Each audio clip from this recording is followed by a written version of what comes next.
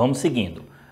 Eu gostaria de deixar claro que, na verdade, eu estou fechando uma série de 4 exercícios com divisão exata, quando o exercício cita fulano de tal é divisível por Beltrano. E eu dei para vocês caminhos para seguir com essa divisão.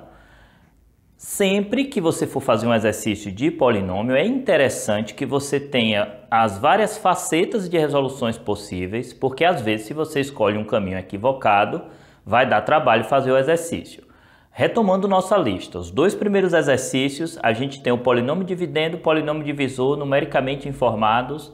O indicado é que seja feito pelo método da chave, a menos que o divisor seja um polinômio de primeiro grau, ainda que numericamente é melhor a gente ir para o dispositivo de Ruffin.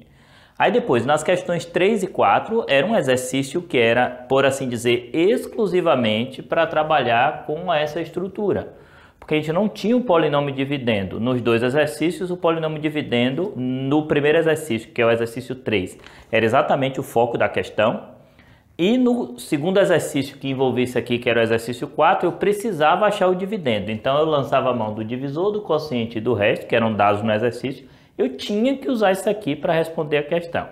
Ok, aí passaram os 4 primeiros exercícios. Aí depois vieram mais 4 que fecha essa série aqui.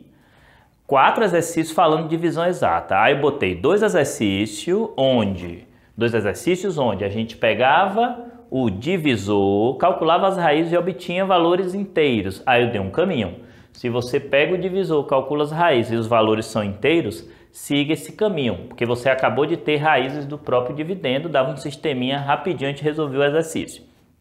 Quando você parte para esse mesmo mecanismo, que o exercício fala em divisão exata, que você calcula as raízes, como foi a questão 7, dá números irracionais, ou calcula, como eu estou fazendo aqui agora, do divisor, e dá números imaginários, por mais que isso aqui pareça esquisito, é o método menos trabalhoso que a gente tem para fazer essa questão. Você poderia me perguntar, eu consigo fazer esse exercício pela chave? Consegue, agora dá um trabalho tremendo, porque assim eu já começo com um m dividido por 1 na chave. Então você vai fazer muito cálculo com letra. Muito provavelmente o trabalho que vai ter se embolando para concluir a questão possa ser maior do que esse aqui, eu não vou afirmar. Então assim, eu estou dando indicativos de como seguir o exercício. Então vamos nessa lá, questão 8. A questão 8, o mesmo modelo, né? Esse polinômio é divisível por esse polinômio. A primeira pergunta que você faz é, as raízes do divisor são inteiros? Porque se assim o fosse, eu seguiria aquele mecanismo do exercício 5, exercício 6. Na dúvida, dá uma olhadinha no vídeo atrás aí. Bom, o que eu tenho aqui? Quando eu vou calcular, eu vejo que o delta dá negativo. Aí, como a gente está trabalhando com polinômio, delta negativo, tem raízes imaginárias, 4i.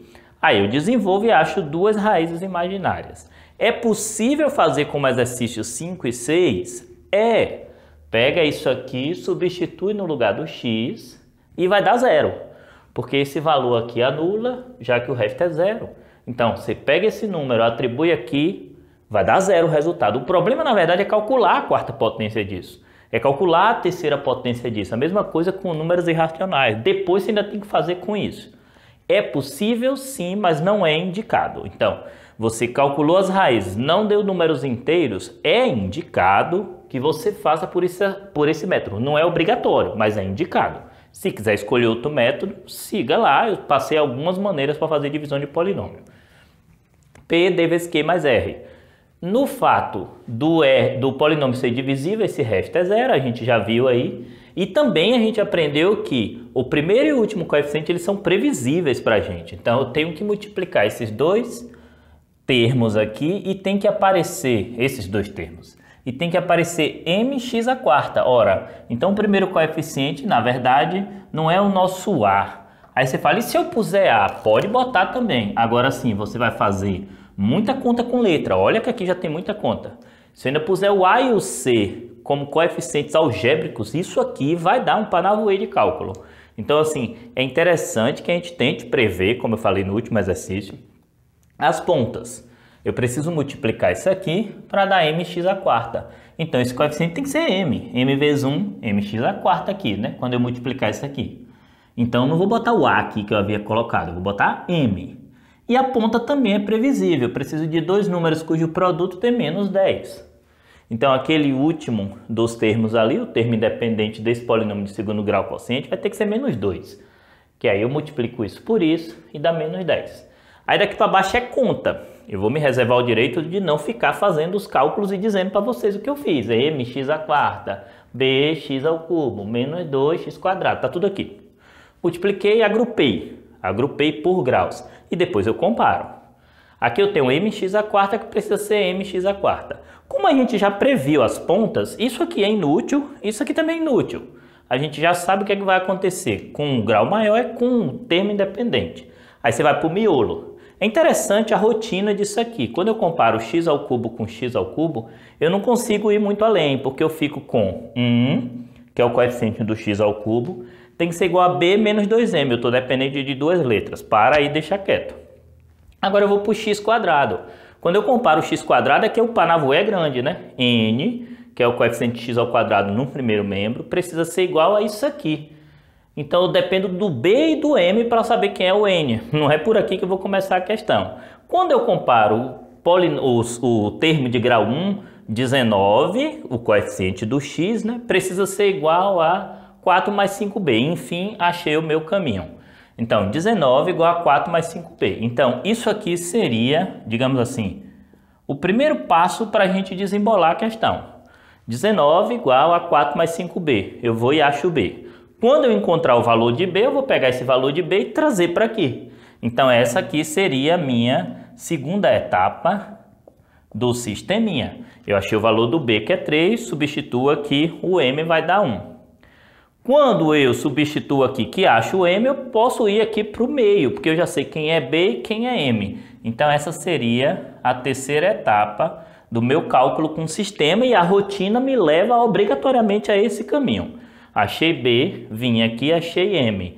Já que eu tenho b e tenho m, acabei de achar o n. Aí o exercício pergunta qual a soma de m com n. A soma desses dois elementos é a pergunta da questão. Eu tenho 1 com menos 3 dá menos 2. Observe, esse exercício de um polinômio é divisível por outro é o mais recorrente em termos de divisão de polinômios, porque agora a gente vai entrar num segundo momento do assunto, que é a equação polinomial. Para nossa sorte, dificilmente, quando a questão falar fulano é divisível por Beltrano, dificilmente esse polinômio aqui vai ter raízes irracionais, como foi a questão 7, ou raízes complexas, como está sendo essa daqui, raízes imaginárias. Geralmente, quando esse termo vem, você calcula lá, as raízes são inteiras, o exercício é bem breve, só é você olhar questão 5 e questão 6. Porém, a gente precisa ficar vacinado, porque quando eu digo dificilmente acontece, eu não estou falando nunca acontece. Dificilmente ocorre da gente achar raízes imaginárias e ter que seguir para isso aqui, da gente achar raízes irracionais e ter que seguir para isso aqui. Mas ocorre. Eu acho que o foco que a gente precisa pôr no raciocínio da questão está lá no 5 e no 6. É tanto que eu pus dois exercícios parecidos por acaso com as perguntas que ficaram respondidas no meio do cálculo, mas aí foi acaso. Dois exercícios parecidos, dão raízes inteiras, você substitui e acha lá os coeficientes indeterminados.